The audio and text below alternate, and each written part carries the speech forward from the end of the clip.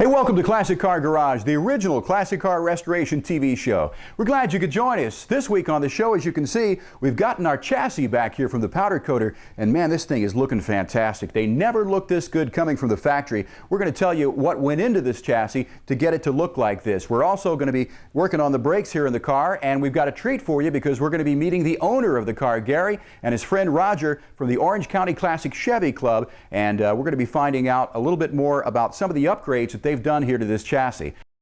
Well, before we get to the chassis here of our Project 56, I want to take you out back because Tom and Shorty are out there right now with the body of our Project 56 car, and I think you'll find it pretty interesting, some of the things that have been happening with that body since we last showed it to you.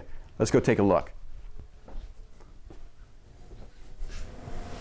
Hey Tom, how you doing? Great, Jeff. Good to see you again. Good seeing you. Well, it looks like you're hard at work here on old Project 56, and one of the things I've noticed, of course, you painted some of the fenders here, or these two fenders in an earlier episode, but you haven't painted the rest of the car yet because you're actually fitting the doors back on the car before you paint it. Why are you doing that? That's right.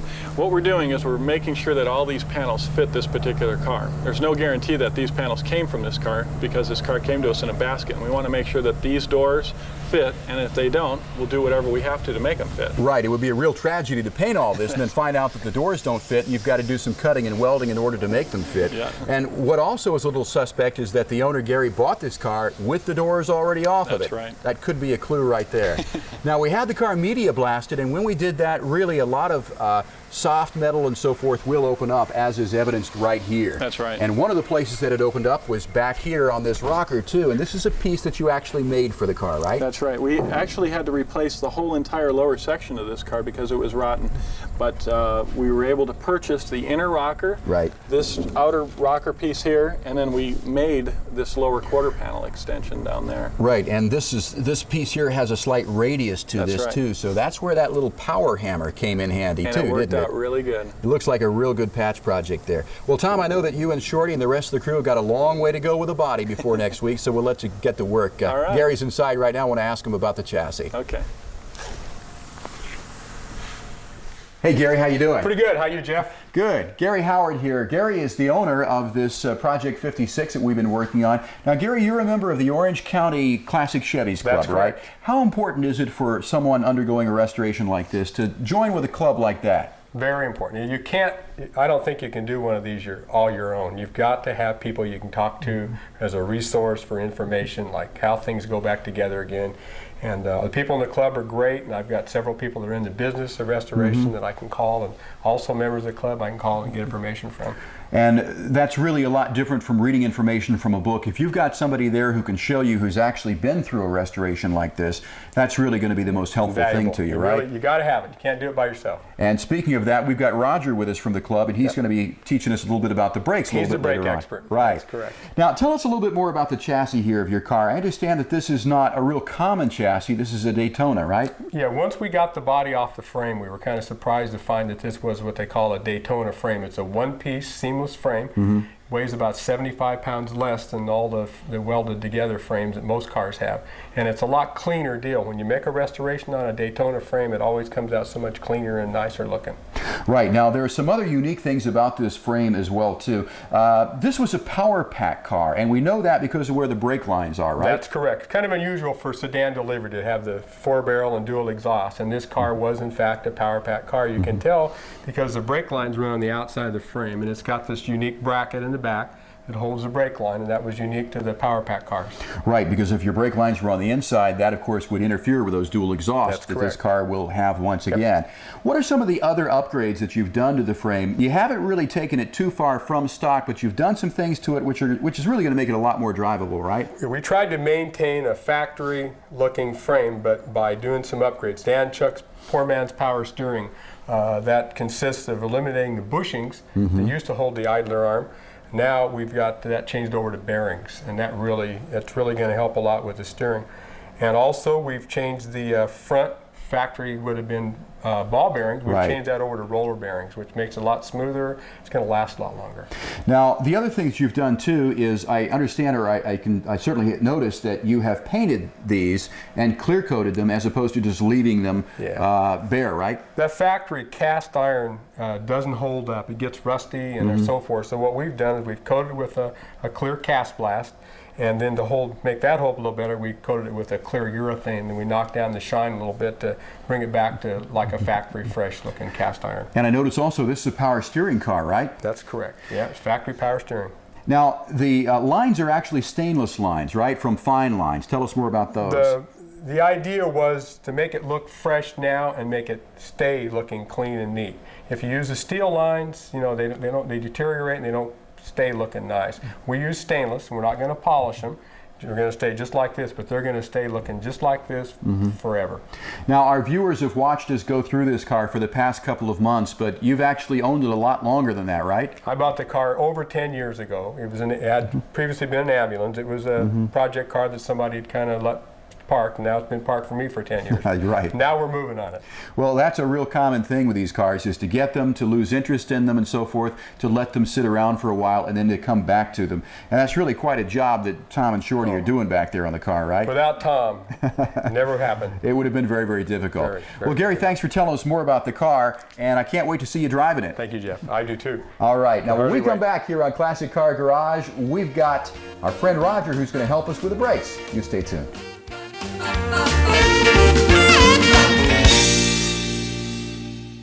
Welcome back to Classic Car Garage. Well, as you can see, we're ready to tackle the brakes here in our Project 56. Now, these are drum brakes on our car, and this is the drum.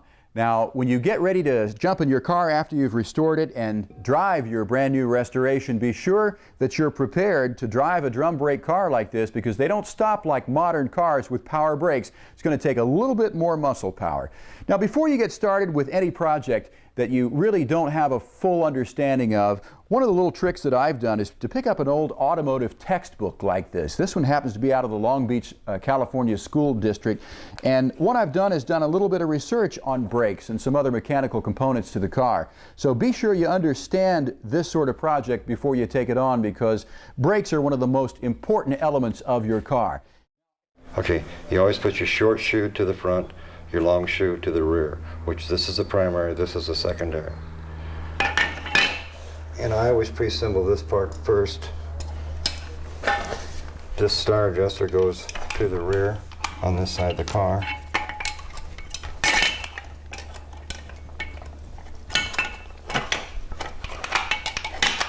There last time.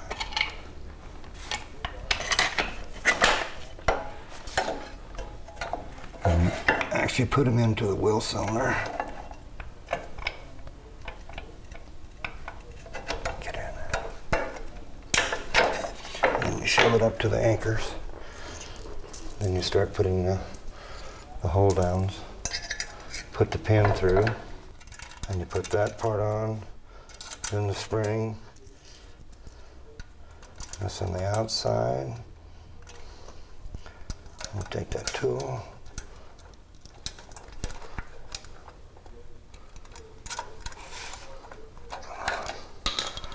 And you, same thing on the other side.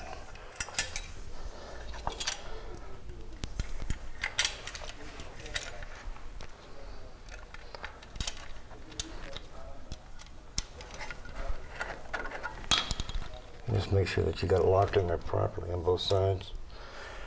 Then you put your front spring on first.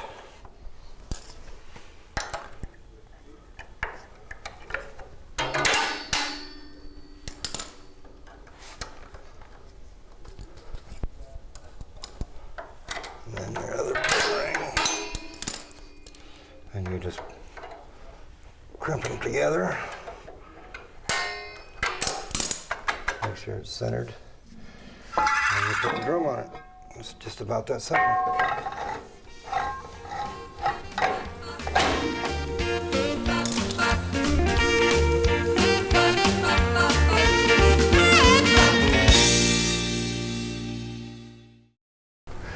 Welcome back to Classic Car Garage. Well, as you can see, we brought the motor in here to Tom's paint booth, and it's time finally for our Chevy motor here to get its final coat of color paint. Now, Tom, first of all, how did you determine what color that this motor should be? Actually, it's done the same way that you do the outside of the car. There's an original factory paint coat on the car, and then we just mix it up on the Speedsucker machine.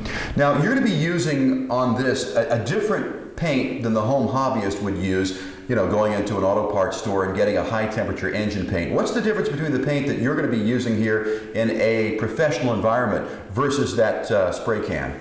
This is a two-component paint, exactly the same paint that we use on the outside of the car. And because it's so much more durable than a single-component paint like a spray can, it works great on the engine, especially for the heat and all the other things that this motor is going to have to go through. And of course, the big difference is that this paint will ultimately, over the period of time, stand up a lot better than the spray can paint will. Absolutely. And of course, there's nothing really terribly wrong with a spray can paint. I've used it a lot myself and plan to use it on my old truck's engine. But this is really the way to go if you're going to professionally paint an engine like this. Absolutely. Now, the engine's all primed here and ready for the top coat of paint, but run us through the process, if you will, that you took with this motor to get it to this point. Of course, the block of the car, of the motor had already been hot tanked. Yes. And then the manifold was bead blasted, and we chemically stripped the valve covers and the oil pan, dinged any dents out that might have been in there from the years of just being in this car. Right. And basically it's done the same way as the outside of the car. So we've got a basic block that's in bare metal. You prime it, which would be, you'd have to clean it first with a little bit of pre-cleano and Right. some, which you're using the Speedsucker pre-cleano here, And it which works basically great. is going to take the oils and all the imperfections out of the off the surface that you're going to paint. because this motor was assembled, it had a lot of grease prints on it and stuff, so we needed to make sure that all those were off because the primer wouldn't stick to that, and neither would the paint. Right. So the primer sticks very well to the motor, and the paint sticks very well to the primer. Of course, Absolutely. that's the way we want this to happen. Now, the other thing that sort of strikes me too, with some of the other motors, and particularly I think more the inline 6 engines, there were two different colors. For example, on the old Ford inline 6 in my truck, the block is blue, but the valve covers are a different color. But that's not the case with this, is it? This is done in an assembly line. So, coming down the assembly line in the, later 50s and 60s, and even currently, they don't have the time to take these motors apart. Right. They're all painted, completely assembled just like this. I'm sure they didn't go to the care that we've gone to, and nor could they afford to go through this care. Right. But they, everything gets painted one solid color, and that's what we're going to do on this particular motor. Now, the other thing that I've noticed, and of course it's very important too, as you can see, you've used masking tape up here to cover these screw threads because, of course, you don't want paint in those. But the other thing too is, take a real good quick look around your motor. Any sort of holes like this, you want to stuff those up with something too, right? Yeah, so the threads don't get messed up.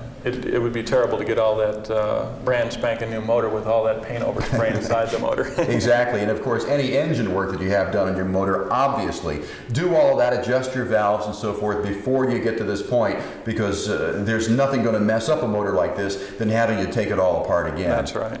Well, I'll tell you what, it looks pretty good as it is, but let's stand back and let you turn on the paint booth, and let's show turning this into Chevy Orange once again. All right.